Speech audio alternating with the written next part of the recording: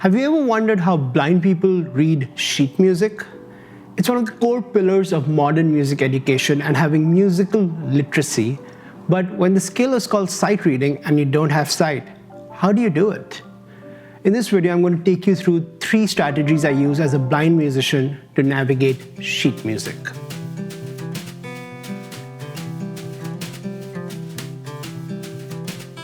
Before any of that though, who am I? My name is Ishan Sood. I'm a musician who happens to be blind, and I live in New York, and I just got done with music school. So in a 4-year program where a core pillar, as I said, is written music notation, how does a blind person navigate that? I got to my first big band rehearsal in week 1, and huge folders of sheet music were passed around and the conductor started counting. I wanted to play music with my friends that they wrote, and they had charts or sheet music. I wanted my own music played by my friends, and that also needed sheet music. So how does any of this work? First things first, let me get the elephant in the room out of the way. I cannot read music. While I say these are my strategies for reading music, I put that in air quotes because at the end of the day, I cannot read music like a conventional person. And yes, that means I don't have to deal with things like my friends' badly taped charts or notes going over the bar line or just badly formatted things. But there are some strategies you can use to navigate all of this. So let's get into it. Like any problem, if you really put your mind to it, you can usually find a solution. And while blindness comes with a whole slew of disadvantages, I really soon knew that if I wanted to get anywhere, I would have to find all the advantages and take full use of them. So one of the first advantages of being blind is that you can't rely on reading music. And as oxymoronic as that sounds in a video about reading music, it meant that I had to really quickly train my ear and build my musical memory. What do I mean by that though? So, you know those big band charts I was talking about a second earlier? My teacher, Bob Snyder, who's a gem of a person, would read these charts and record a voice memo with a metronome. And then I would go in and memorize these charts and learn them by ear. Let me show you. Hey, Ishan. I'm going to start with evidence. Here's letter A. What I'm not sure about is if at letter A, if this is you all by yourself, if there will be vibes as well. Always vibes, bro. There are always vibes. You may want to check with Rich on the This octave is such a throwback. that you're going to play it. But I'm going to play it in the octave it's written. A 1, 2, 3, 4. 1, 2, 3, 4. 1, 2, 3, 4, and 1, 2. This is just the head. 1, 2, 3, 4. 1, 2, 3. Okay. So after I did this process for the whole chart and committed it to memory, I would then go to rehearsal. So usually I would get the first few weeks from rehearsal off to learn and memorize the chart. This has its pros and cons. The obvious pro is that you can be fully present in the music when you're playing it and be listening, which is a very important skill as a musician. I feel like a lot of people, when they're reading charts, fail to look around or just even listen to the other musicians. So that was definitely out of the way. But one of the obvious cons was the constant thought in my brain of like, ooh, what if I miss this cue that I've memorized from the saxophones and come in at the wrong time?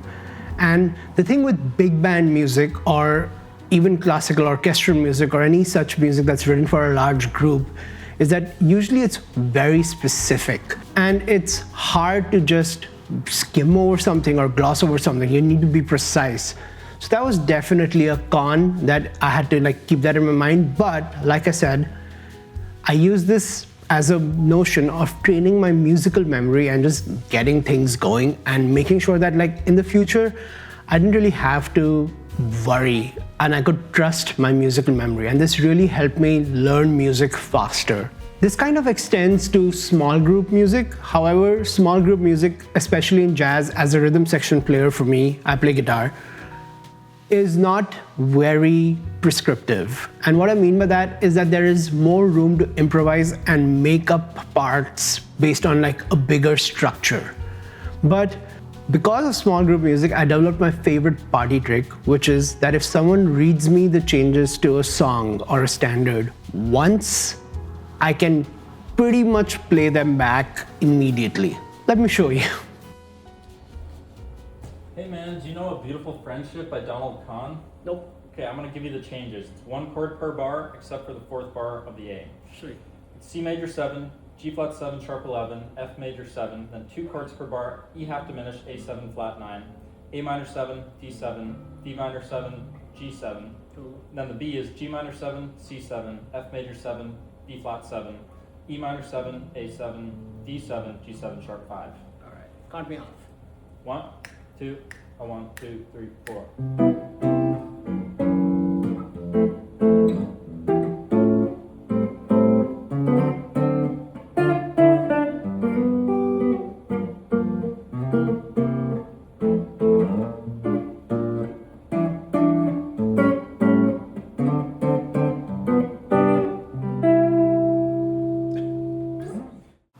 So that's method 1, which is you take an auditory representation of a song or a recording, in other words, and memorize it to the best of your abilities. This obviously does not translate to instantaneous music, how sheet music does, but it lets you function in the same setting as long as there's some time. But what if there's a very specific written out guitar part, whether it's small band or big band music? How does that work? What you're seeing on the screen right now is the sheet music to my own song, Miss Lightning, that has a very specific guitar part. And the reason I'm using my own song is because I know I won't get copyright struck for it. So this is Miss Lightning, and I wrote this in MIDI in Logic Pro. 1 bar. 1 bar, 2. 1 bar, 1 bar. And then it turned into this, which is the studio recording of us playing it.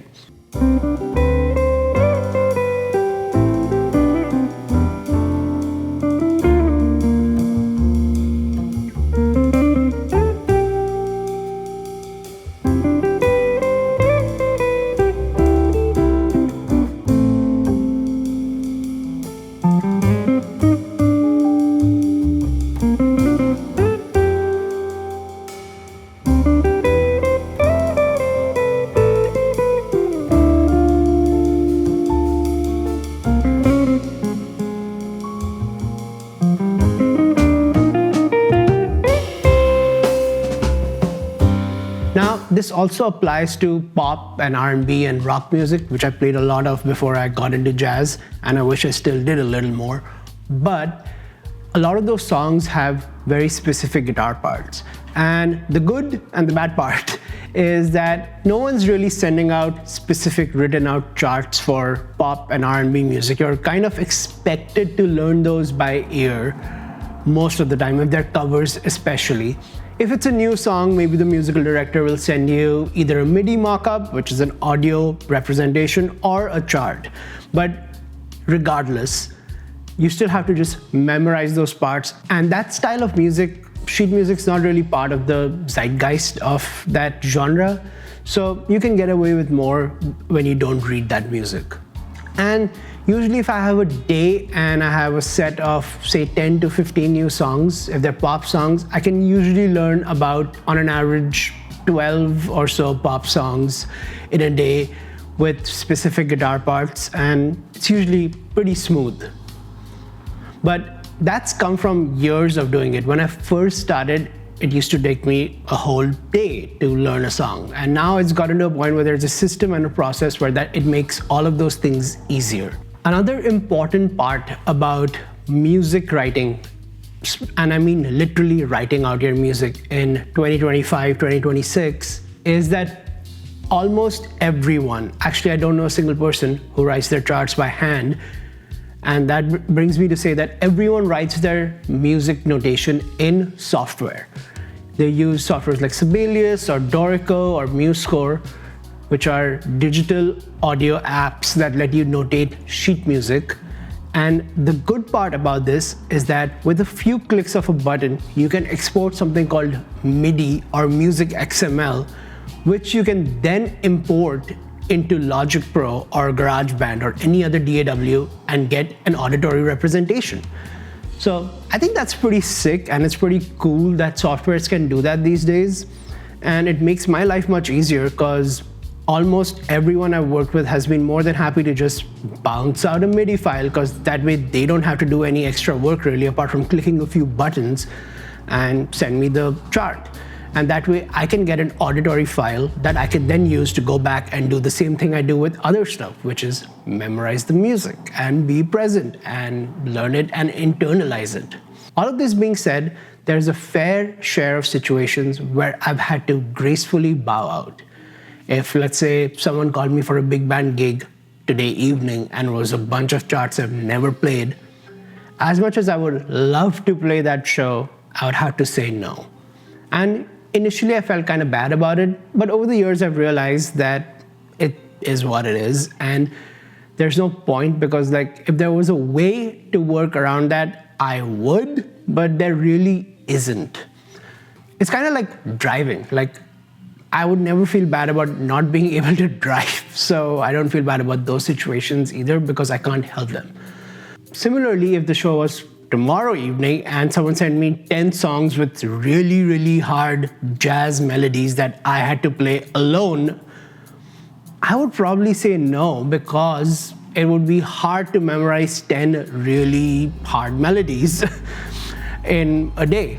But if I was given one extra day, if this gig was day after tomorrow, there are methods that I've built, which is basically a system to chunk these melodies into parts and commit them to memory and learn them real quick so I can be present and play the show. And I would say my short-term memory has gotten much better in a way where sometimes I play a show and after the show is over, literally 30 minutes later, I don't remember it, but I knew the song for a whole week. So there's this weird delete button in my brain that I hit to make some space. Another cool thing about the trick of someone telling me the changes and me memorizing them in a new rehearsal situation is that when a band leader takes the time, the 2 minutes it takes to read down the chart in terms of the structure, it not only helps me, it helps everyone, because it gives everyone a couple of minutes to scan through the chart, take a deep breath, and it ensures that the first playthrough of the song is much stronger than it would have been had we just started playing with the charts in front of us. And this goes to say, like, when you make a situation more accessible, it doesn't just help the person who the access is for, it helps everyone. But there's one big thing that we haven't covered, one big thing that sheet music is used for all the time in music school, and that is testing. Music theory classes, oral skills, or ear training classes, all of these classes use music notation to administer tests where you have to write down the solution to a music theory puzzle, or someone will play some stuff and you have to write down what you just heard in music notation. And this was one of the biggest hurdles I faced, because while I studied jazz performance and my jazz guitar and jazz department faculty were pretty understanding of the limitations of sheet music and in some ways the redundancy of trying to make sheet music possible for me, the classical department wasn't always as understanding. For them, pedagogy and testing and theory and the written note was very important. And I guess it is important for them because all of their repertoire revolves around reading written music, whereas in jazz, a lot of it is based on improvisation. But this made me jump through some weird hoops where there would be times where I would have to fill Word files with text like note B4 for 8 measures. And just in plain text, something I could have said, or even better if I was made to annotate audio files, etc. But it wasn't the case. And to their credit, I was my school's first blind student, so we were all figuring it out on the way. But it really goes to show that modern music education would not really be possible to administer without music notation. And you might not be thinking, wait, what about Braille? Can you do sheet music in Braille? And the quick answer is yes, but Braille is not really a language. The important thing to remember is that Braille is a code, and the person who invented this code, Louis Braille, himself was a musician. So yes, this code can be adapted to music. And what I mean by this is that the dots on the page can mean different things depending on the language signifier. For example, the alphabet A and the number 1 in Braille are the same. However, there were two things that stopped me from using Braille music. One is that anyone reading Braille music needs their hands, since Braille is a language that relies on touch. So, it's kind of hard when you play guitar to have one hand, because I need both my hands to make a sound. Vocalists can do it, pianists can do one hand at a time, but as a guitar player, I just didn't see the point, because I would have to memorize the song anyway, and I rather use music to learn music than a bunch of dots on a page to learn music. So I kind of decided not to go down that route. But secondly, and more importantly, I don't read Braille. I went blind at the age of 20, and when I started learning how to read Braille, I just didn't see too much use for it. I didn't see it out in the wild a lot. And with a mix of modern technology, I think I have more than what I need in terms of written word access. And Braille was just something that never came up. So no, for me, Braille isn't possible. I do have a vocalist friend who uses Braille, but this goes back to my point about access. While solving for access for one disability group might seem easy, the important thing to remember is that access doesn't come in one shape or size, even if you're doing it for one group. The same way all able-bodied people have different learning styles, different disabled people learn differently, even if they have the same disability. So while Braille music is a thing, it wasn't really a viable solution for my situation. And moreover, Braille music is really expensive. There are a very few number of people who can make Braille music, and Braille music is fat, like boxes and boxes, and costs a lot. So it's not just an access prohibition from whether you know how to read Braille or not, it's also like a cost prohibition. But to recap, the first tool I use is auditory learning and changing everything I possibly can into an auditory representation. I then use musical memory to solidify any holds. And lastly, I use improvisation as a tool to cover ground when the parts are not specific.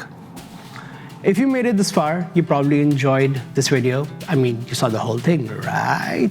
And it would mean a great deal to me if you subscribed for more such blind point of views on things. But until next time, peace.